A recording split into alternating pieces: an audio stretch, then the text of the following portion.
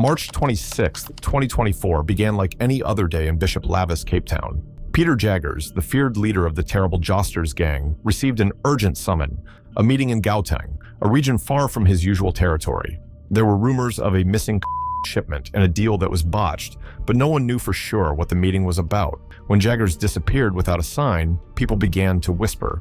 His wife called the cops in a panic to report the missing gang boss, but they had no leads. Many people were afraid of the worst, and the gang world was full of guesses. Did Jaggers upset the wrong people?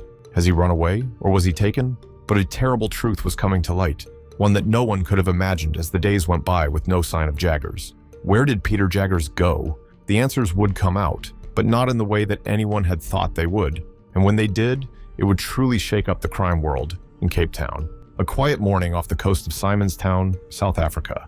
The Maritime Rescue Coordinating Center receives a distress call. A fishing boat, reportedly stranded 80 miles out at sea. 6 men on board, out of fuel, no sign of movement. A rescue team is dispatched without hesitation. They find the men exactly as described, calm, compliant, seemingly shaken. But what the rescue team doesn't know is that they've just stumbled onto the final act of a well-rehearsed performance. This isn't a fishing trip gone wrong, it's the cover story for something far more dangerous. And those 6 men, they're not victims, they're players in a multi-million rand deception. As the rescue boat turns back towards shore, the men glance at each other. No panic, no fear, just a silent exchange of looks. A signal that the operation is unfolding exactly as planned. When they reach land, one of them steps aside and makes a single phone call. No greetings, no details. Just one message. Phase 1 is complete. On the other end of that call is Peter Jaggers, a name whispered in Cape Town's underworld with equal parts respect and fear. Leader of the Terrible Josters gang with roots in Bishop Lavis and blood ties across the Atlantic. Jaggers is no street thug. He's the middleman in a global operation, and he just made the biggest gamble of his life. Here's how the game worked.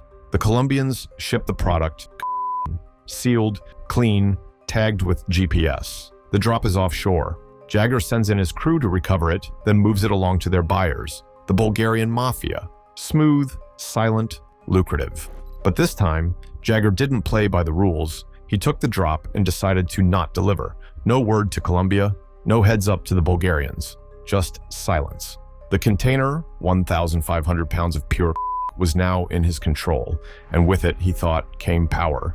The Colombians don't lose product. The Bulgarians don't miss shipments. Every move is clocked, mapped, and tracked. Every delay means suspicion. Within 24 hours of the fake distress call, phones were ringing in Medellin and Sofia. The shipment hadn't arrived. Jaggers' name was mentioned, once. What Jaggers believed was a masterstroke was already being dissected. His plan relied on deception and distance. But what he failed to grasp was how fast global crime syndicates can move when their money vanishes. They didn't see a clever thief. They saw a traitor.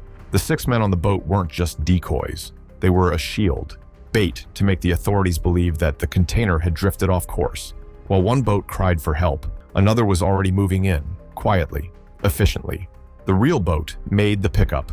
The product was secured, and the next thing, it was gone. Jaggers thought he had pulled off the perfect heist, but in the cartel world, there's no such thing. Back in Cape Town, he began laying low, changing routines, dropping old contacts.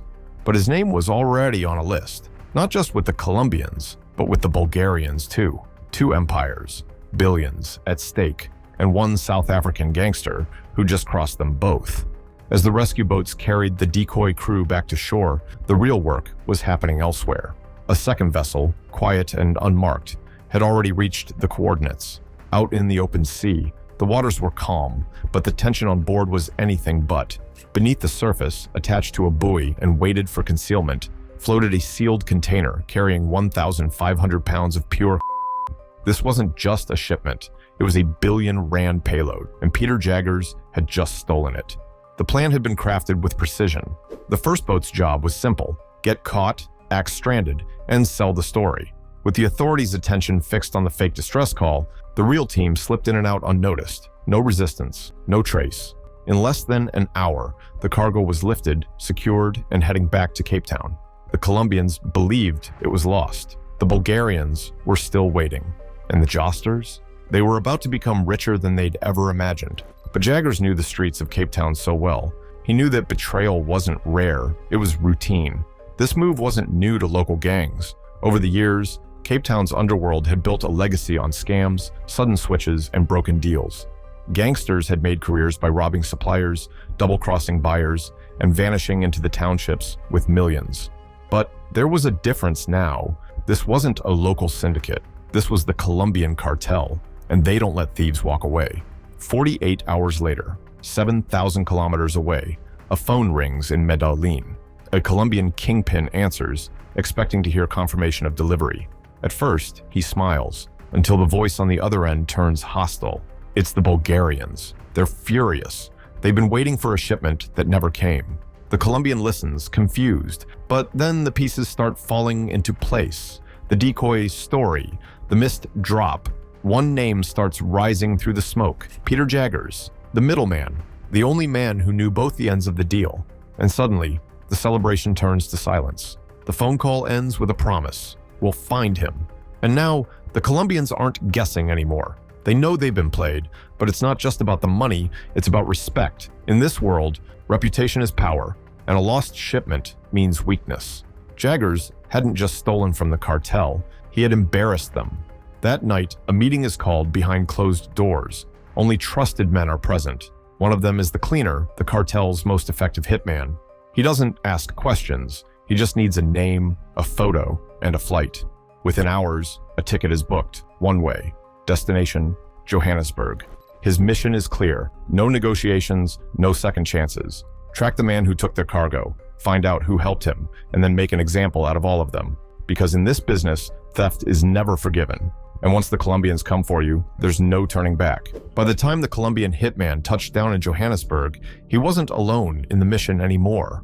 Word had already reached the Bulgarian mafia, and they were just as angry. The two criminal powerhouses, once buyers and suppliers, now had a shared target. Peter Jaggers had crossed both of them. So when the hitman arrived, the Bulgarians were waiting, ready to cooperate and make the South African pay for what he'd done. The alliance was cold and quiet. No words wasted, just a list of names, numbers, and locations. Jaggers had tried to disappear, slipping out of public view, avoiding his usual circles. But he wasn't invisible. Phones were tapped, known associates were followed, GPS pings and routine check-ins gave him away. No matter how far underground he thought he'd gone, they were already closing in. Then came the call. One of Jaggers' overseas contacts reached out, an invitation to a sit-down in Johannesburg. The purpose? To clear the air, explain the missing shipment, and potentially smooth things over. Jaggers didn't trust it, but refusing the meeting would only make him look guilty. And in the world of organized crime, perception is everything. He made the call. He would go. Peter Jaggers boarded a plane to Johannesburg. Beside him was William Peterson, his closest ally and second in command. When they landed, they were met with smiles, friendly faces, luxury cars, no sign of danger. The Bulgarians rolled out the red carpet, driving them to Emperor's Palace, a five-star hotel that looked more like a royal fortress than a trap. They were escorted to the Piermont Edorial Grand Suite. The message was clear. This wasn't a punishment. This was diplomacy. At least, that's what they wanted them to believe. The room had champagne, soft lights, and a dinner reservation. But outside the walls of that hotel, real decisions were being made. The hitman and the Bulgarians had already set the wheels in motion. Jaggers and Peterson were being watched the moment they stepped off the plane. Every move, every word, every glance was recorded. The trap was set. Later that night, Jaggers reminded Peterson to dress for the meeting. There was tension in the air, thick, unspoken. But they were professionals. They knew that fear couldn't show. Not now. So they buttoned up their jackets and walked outside, where a car was already waiting. They stepped inside, doors closed, engine on. But the car didn't move.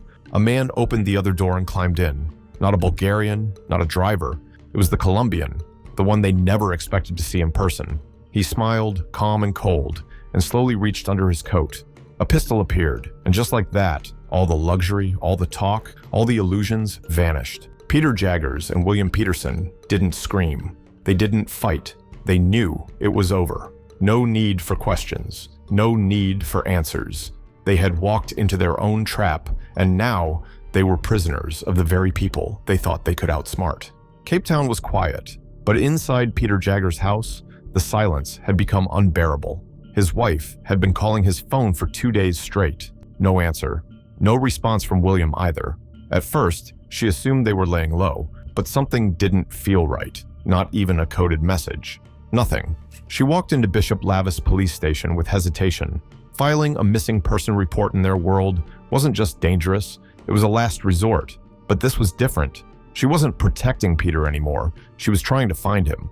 Officers took her statement, but there wasn't much they could do.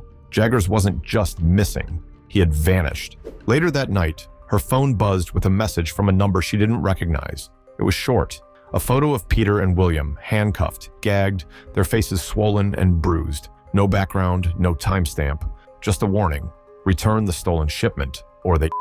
It wasn't signed. It didn't have to be. Everyone already knew who sent it. In Cape Town, Jaggers' crew scrambled. They tried to buy time. They offered to repay the money piece by piece. They offered services, favors, muscle, anything to keep Peter and William alive. More messages were sent, begging, bargaining. Then one last reply came through. 5 words. Too late. Never text again. That was the end of it. The line went. No more photos. No more threats. No more hope. Somewhere far from Cape Town, in a building without windows, Jaggers and Peterson were still breathing, but not for long. The cartel didn't want ransom. They wanted answers. Who helped them? Where was the rest of the shipment? Did they hide it, sell it, or give it away? The men didn't have all the answers, but that didn't stop the pain. Every night brought new methods: chains, wires, water, heat. The torture wasn't quick. It was slow, measured, designed to break them in pieces. At first, they were kept alive for answers, but as the weeks dragged on, the cartel realized something. The shipment was gone. The damage had been done. The betrayal couldn't be fixed. That meant Jaggers and Peterson were no longer useful. They were examples now, warnings, symbols of what happened when someone got too greedy. On an October night, they were taken from the compound, bound with chains, weighted with concrete, still breathing. The drive was long and silent. No one spoke, no last requests, just the cold sound of water waiting. The Vaal River was calm that night. No witnesses, no noise. The bodies hit the surface and vanished. No splash, no struggle, just silence. They were never seen again. Not officially, not legally. But in the world they operated in, nobody was ever needed. Everyone already knew the truth. The sun was setting over the Vaal River in the Free State, casting an eerie glow over the water. It should have been a peaceful evening. Instead, it became a turning point. A civilian, out for a walk along the riverbank, noticed something strange. At first, it was just a few small objects floating, bobbing gently against the current. But then, he saw the limbs. Human limbs. He froze. Panic set in. The sight wasn't something anyone could forget. He immediately contacted the authorities. When the police arrived, it didn't take long for them to realize what they had stumbled upon. The bodies, partially submerged and tangled in the river's current, were unmistakably those of Peter Jaggers and William Peterson. They were both chained, their bodies showing signs of a brutal execution. Their injuries, consistent with the cartel's infamous methods, confirmed it. The officers knew right away that they weren't dealing with a simple case of missing persons anymore. This was something bigger. This was an international crime, and it had landed on South African soil. Back in Cape Town, the underworld buzzed with rumors. Word spread fast. Jaggers had betrayed the cartels. He had stolen from them, and now it was clear. The cartel's vengeance had no limits. The bodies' discovery was a warning. No one who crossed the cartels would ever survive. The gangs in Cape Town were shaken. The Josters, once a force to be reckoned with, were now in disarray. Without Jaggers at the helm, they lacked direction and leadership. The power vacuum left behind was palpable. Internal strife began almost immediately, as members began to jockey for control. But even within the Josters, fear was growing. No one wanted to make the same mistake Jaggers did. At the same time, the message from the Colombians and Bulgarians was clear. It wasn't delivered with words, but with actions. It was ruthless, and everyone understood its meaning. Betrayal would not be tolerated. The Josters and other gangs, even those with connections to Jaggers, now found themselves walking on eggshells. Revenge was a tempting thought, but no one dared to take action. The price of retaliation was far too high. The cartel didn't just... They made sure that anyone who sought revenge would find themselves on the wrong side of the river, just like Jaggers and Peterson. The police, meanwhile, were left with more questions than answers. They had their bodies, just a tira, But the story was far from finished. Their investigation had now escalated into an international case. They began to see signs of coordination between the Colombian and Bulgarian cartels, but they didn't know the full extent of it. The power of these cartels was spreading, and the implications were dire. They began focusing on tightening control over routes, particularly along the coast and through South Africa's ports. But the real mystery remained unsolved. Where was the cocaine? The stolen shipment had never been recovered, and no one seemed to know where it had gone. But one thing was certain: Jaggers' betrayal had left a ripple that would be felt for years to come. The underworld had changed, and so had the rules of the game. The balance of power was shifting, and not for the better. Don't forget to like and subscribe. See you in the next video.